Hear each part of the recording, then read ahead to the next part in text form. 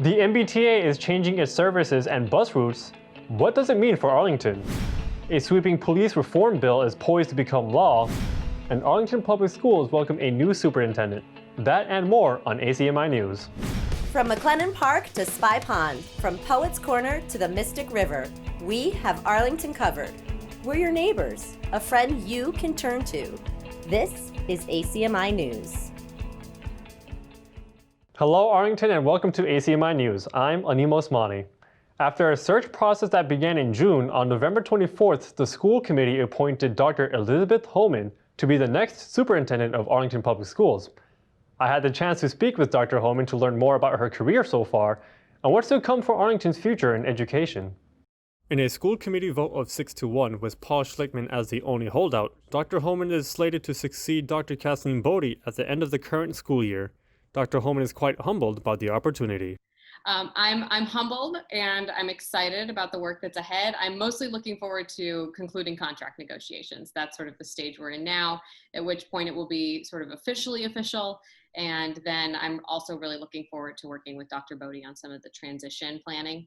Dr. Homan is currently serving a 30-year as an assistant superintendent for Waltham Public Schools. Prior, she worked as an administrator of educational technology integration for 3 years for Waltham Public Schools, and she was a digital learning specialist for Boston Public Schools. Dr. Homan is coming in during a complex phase of the AHS rebuild project. I asked her about what challenges and opportunities lie in front of her and what she thinks about the situation. Arlington's project is very complex in that it's on site with the existing high school. That will bring challenges because it means that we'll have to be pretty nimble about moving students around the building. I'll have to learn what all of those phases are throughout the transition process and how they're thinking about moving students through the building during each phase of the construction. And that will require a lot of flexibility, I imagine. But it's an opportunity for the kids to sort of watch the process happen, to learn about what it means to build a new high school. And building a new building, especially a high school, is really an opportunity for the community to define what is it that a high school graduate looks like and experiences and knows how to do in our community. Dr. Homan is no stranger to high school rebuilds. Waltham is getting a new one too, slated to open at the same time as Arlington's. Another challenge she anticipates is dealing with growing diverse populations, which is an issue she tackled in Waltham as well. So I know it's on the minds of the Arlington community, and it's one of those things that I really feel very passionately about, have worked a lot on in Waltham. Something that one big challenge in education right now is having more educators of color in the workforce. And so that's something I've tackled in Waltham and look forward to working with and learning about what the Arlington schools have already done and doing more of, so that we can have a diverse teaching force to meet the needs of our diverse students. According to a news release from the school committee, Dr. Homan's experience discussing issues around diversity and inclusion, along with curriculum development and implementation, will be significant assets to APS. Other detailed explanations were provided by the school committee in their November 24th meeting. I believe that she will be able to communicate to us a vision for Arlington that is developed to leverage the considerable strengths of our existing administration, faculty, and staff and move us forward. I ran for election to the school committee to be a part of making this decision when the time was right, and the time is now. When I asked myself the question of whether or not we should pursue Dr. Homan as our next superintendent, my answer is yes. Other than her gratitude, Dr. Homan has one thing on her wish list she'd like to share. Is how to create a school system where every single child has the opportunity to achieve whatever it is that child puts their mind to, and has every bit of access that they need to every resource in order to get there. Dr. Homan is expected to start her tenure by July 2021. She will be stepping in for the retiring Kathleen Bodie, who has been leading Arlington Public Schools since 2008. During her tenure, Dr. Bodie brought forth the AHS rebuild project, oversaw the reopening of the Thompson Elementary School, and dealt with explosive enrollment increases. According to the school committee, the district benefited tremendously from her stability in leadership. Superintendent Bodie will be working diligently with Dr. Elizabeth Homan to ensure a smooth transition. In addition to change of leadership for Arlington Public Schools, the Commonwealth will also be experiencing a transition, in this case regarding COVID restrictions. The Baker-Polito administration announced that Massachusetts will revert back to Phase 3, Step 1, effective as of December 13th. But with our hospital system straining to keep up with the sharp increase in severely ill patients, we have to do more. And effective this Sunday, the Commonwealth will move every community in Massachusetts back to Phase 3, Step 1. Under Phase 3, Step 1, indoor capacities are reduced from 50% to 40%. Step 2, designated industries such as indoor performance venues and recreational facilities are mandated to close. Workplace settings and gyms will see tighter enforcement of face coverings. Restaurants will also operate under new guidelines. The gathering limits for all outdoor event venues and outdoor spaces will be reduced from 100 to 50 people for outdoor events at event venues in every municipality. In order to improve safety at restaurants for patrons and staff, patrons will no longer be allowed to remove masks as soon as they are seated. Masks must be worn at all times unless eating or drinking. So this allows the server to be masked and the patron to be masked, for instance, when ordering your meal. These new measures are designed to minimize infection and viral spread in indoor settings, as infection and hospitalization rates are rapidly increasing. More changes coming to Arlington as well. The MBTA is announcing major service changes that will have a significant impact on Arlington's bus routes and other forms of public transit throughout the greater Boston area. ACMi's In-Young Kim investigates the potential impact for Arlington residents. With COVID-19 leading to dramatic decreases in ridership, the MBTA faces a budget crisis which is leading to cuts in services. On Monday, December 7th, the MBTA delayed a vote for 1 week on proposed service cuts that will reduce bus and subway services. Since about 20% of the Arlington community uses the MBTA regularly, there will be a real impact here if the cuts go through. The proposed cuts would reduce the frequency of buses on Route 77 and completely eliminate routes 79 and 80. The town of Arlington expressed disappointment about the original decisions. Daniel Amsted's senior transportation planner is here to discuss how this decision would affect the community. A number of changes would definitely impact Arlington, and we were very displeased with that. And so we sent a letter in conjunction with our state delegation to the MBTA about the need to continue to have good frequency on the 77, the 350, and not eliminate the 79 or the 80 because they do provide very important service and redundant service. I spoke to a couple of residents and they expressed concerns about the cuts. I will probably have to take like a Lyft share or like Uber or something because that's going to be the only way I can get to work. Well, the bus runs every 15 minutes. So if I miss one, I'll have to wait 15 minutes. And if I'll probably have to wait longer in the cold or in the rain or in the snow, you know. That would suck because already on Sunday they don't run. So if it comes every 2 hours, that's going to be really bad. Amstutz describes additional impacts. Again, the number of people that utilize public transportation and the whole sort of regional nature of the cuts would also really impact all of our future planning efforts towards getting more people to use public transportation, to reduce our carbon footprint and reduce greenhouse gas emissions. We have a net zero plan that we're developing to reduce greenhouse gas emissions and public transportation and different kinds of mobility. There's a lot of reasons why this would be very a negative impact to all of Arlington and the region. Lastly, Amstutz has this message for residents. We are very concerned, and we certainly want to protect as much of the public transportation service that we have as possible. We certainly, one of our future goals has been to get better service. The MBTA has said that this cut might be temporary, but bringing the services back will be challenging even after the pandemic. The reduction of public transportation will hurt low-income passengers and people with disabilities the most. For ACMi News, I'm In-Young Kim. And we have one more thing to share on the vital issue of transportation in Arlington. This coming Monday, December 14th at 7 p.m., a virtual forum will be held to review draft strategies and recommendations for Connect Arlington, the town's sustainable transportation plan. You can find more information on the town's website. This past week, a significant piece of legislation moved from the State House to the governor's desk for final approval. The act relative to justice, equity, and accountability in law enforcement in the Commonwealth is a police reform bill that has been months, even years in the making. ACMi's Isabel Litter spoke with our local state legislators to learn more about what that bill entails. The representatives shared what they believe to be the most important elements of the bill. It makes a number of changes really in a wide variety of the way our police will do their work.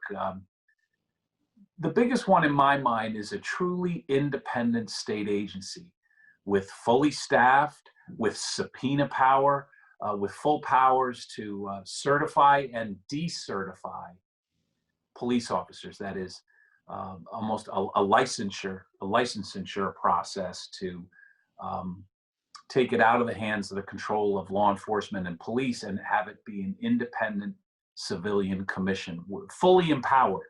And that is truly a dramatic breakthrough.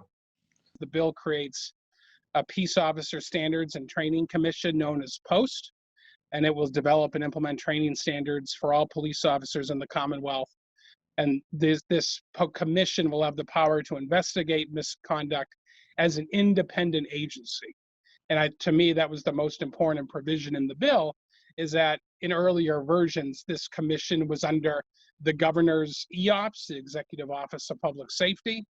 And now this commission is completely independent from any type of political influence. And I think that is really, really a critical point to make sure that the commission can do its work. Representative Rogers explains the makeup of the Post Commission. There are 9 members total, and the majority of whom will have are not permitted to have any background in law enforcement. They're chosen by the governor, by Attorney General. But of the 9, only 3 can have law enforcement backgrounds. To me, this is an investment in the safety of the Commonwealth of Massachusetts, and it's an investment in her people, and it's an investment in police officers and making sure they have the necessary training for them to be able to do their job. I don't think many states have so thoroughly taken the energy and the enthusiasm and the momentum that comes from the Black Lives Matter movement and these calls for change, have so thoroughly translated that into codifying a law that really addresses the concerns. I mean, there's always more to do. I should be quick to add that. You never rest on your laurels. There's always more that could be done. There's a few areas I wish maybe we had gone further. But make no mistake, this is really a landmark piece of legislation. Thank you, Isabel. However, just a few hours before the taping of this newscast, Governor Baker returned the bill to legislatures for revision. We will have more coverage on the progress of this bill next week. Looking to pick up materials from the Robbins Library anytime soon? You'll have to wait a little longer, I'm afraid, as this service has been suspended through December 17th after a staff member tested positive for COVID-19. Material pickup will resume on December 18th. However, you can still return books using the drop boxes. The library may be closed for the moment, but another favorite local institution has found an innovative way to keep its doors open and invites you into a whole new virtual world. ACMi's Maxim Isaac tells us how the Cyrus Dallin Art Museum is bringing the full excitement and appreciation of Dallin's art to Arlington residents in a COVID-safe way. The Cyrus Dallin Art Museum has opened its doors to visitors of group sizes of 3 or fewer on the weekends with advanced booking. But during this pandemic, the museum has found other ways to bring Dallin's art pieces to everyone. The pandemic has affected the Dallin like it's affected many museums in that it's closed them a while to visitors. It's made it harder to access the museum. And that's created some challenges. The Dallin had pretty good momentum before COVID kicked in. Attendance and tours were up about 20%. That's when the museum focused heavily on their virtual content. They created a 3D virtual reality tour that allows you to have a 360-degree walkthrough of the museum. And they are also posting more content on their YouTube channel, which features short videos highlighting some of the Dallin sculptures. Director Jay describes one particular virtually enhanced activity for those who want to get out of the house. We are publicizing our walking tour of Dallin sculptures in the region of the museum. And Arlington is blessed with a wonderful downtown. And so from the museum, within walking distance, are several other sculptures executed by Cyrus Dallin. There's the flagstaff at the town hall. There's the Monotony Indian next to the library, the Robbins Library. Inside the Robbins Library, there's sculpture in there as well. To take the walking tour, just go to the virtual learning section on the museum's website. There you will find a self-guided Cyrus Dallin Arlington Center walking tour in both print and mobile versions. To schedule an in-person tour, you can either call 781-641-0747 or email nblanton@dallin.org. The largest collection of Cyrus Dallin sculpture and paintings in the world. It's been highlighted as one of the best museums dedicated to a single artist in the world. So it's a terrific resource, but it's also growing. If you visited Dallin before, come back again. Odds are there's some new things there for you to see. The museum is currently conducting their annual appeal where you can donate by going to their website at dallin.org. For ACMi News, I'm Maxim Isaac. Thank you, Maxim. We have all your Arlington High School action here. Let's turn it over to our studio at home crew for this week's Ponderscope. Take it away, guys. Welcome to the Ponderscope, your Arlington High School news, updates, and more. The Arlington High School Drama Guild will be holding auditions for its yearly musical this upcoming week, the 21st Century Show Amore. Prepare a 16 to 32 bar cut of a song to sing with the recording of the accompaniment, along with a well-prepared monologue of your choice. If you're interested, reach out to either M. Byrne, that's MBYRNE, at arlington.k12.ma.us, or me at cbets2021 at spyponders.com. Do you need a little extra help with your work?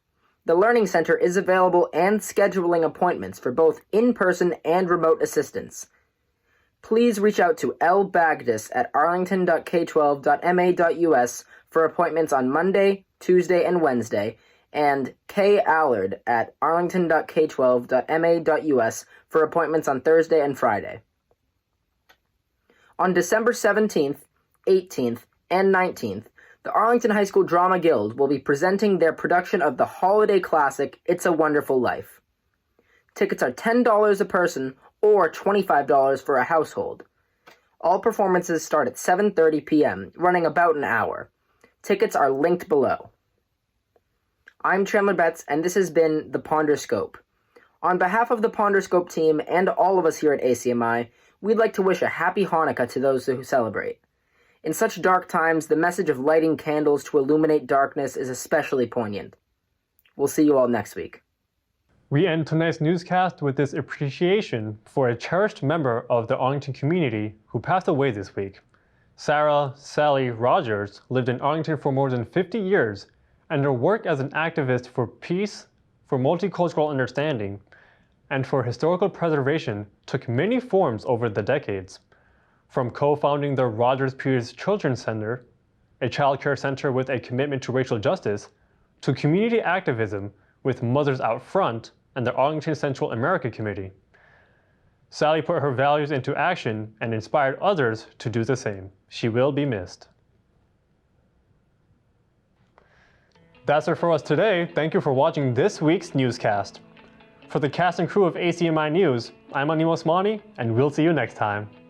You can always check out our latest segments and newscasts on the web at acmi.tv/news. And don't forget to like us on Facebook and follow us on Twitter and Instagram at ACMi News. Make sure to subscribe to our YouTube channel as well. You'll find us at youtube.com/ACMi News. If you have any news tips for us or wish to become a citizen journalist, we'd love to hear from you. Email us at news@acmi.tv or stop by ACMI Studio A at 85 Park Avenue.